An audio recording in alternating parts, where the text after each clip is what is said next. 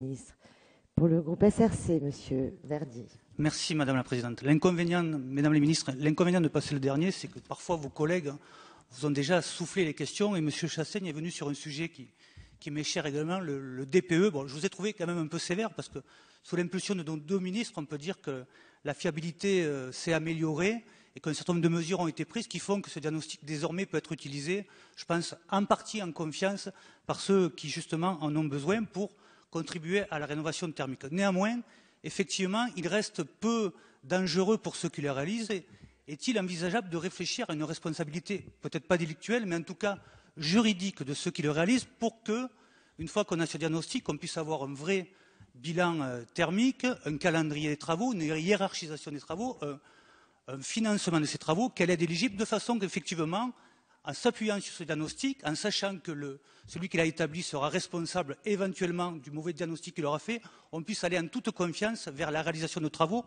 Vous évoquiez, tout le monde le faisait, le formidable chantier que constitue la rénovation énergétique, la rénovation thermique. Et il faut donc que ceux qui la réalisent sur la base d'un diagnostic puissent agir en confiance. Donc ma question est très simple. Envisagez-vous d'entamer une réflexion autour du DPE, associant des juristes, assureurs et professionnels du secteur, car l'attente est grande, pour avancer sur la responsabilité des diagnostiqueurs et faire du DPE le premier outil de la politique d'efficacité énergétique. Si, Madame la Ministre. Oui, comme Cécile Duflot l'a dit tout à l'heure, il y a déjà une responsabilité juridique, que ce soit très clair, par rapport aux diagnostiqueurs.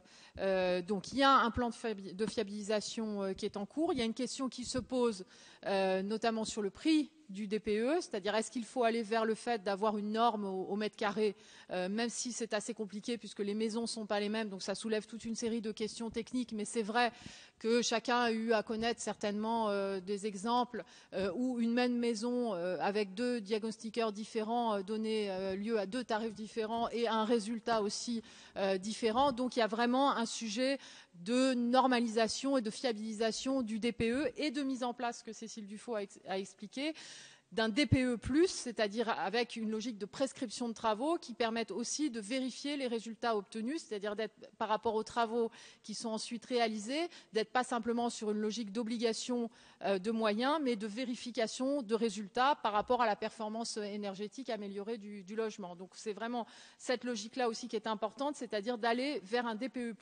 prescriptif et beaucoup plus normé que le DPE, j'allais dire, de base.